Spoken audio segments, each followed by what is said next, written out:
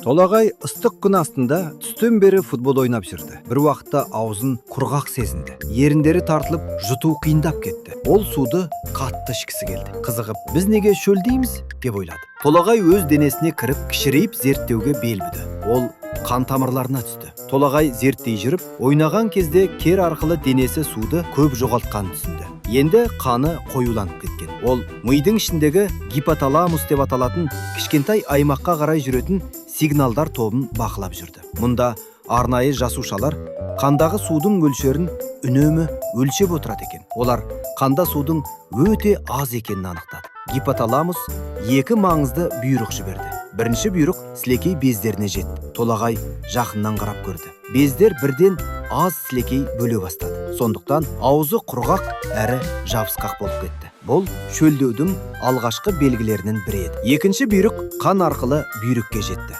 Толагай соны қуып барса, бүйректер суды одан әрі жоғалтпау үшін несепті қоюлатып жатқанын көрді.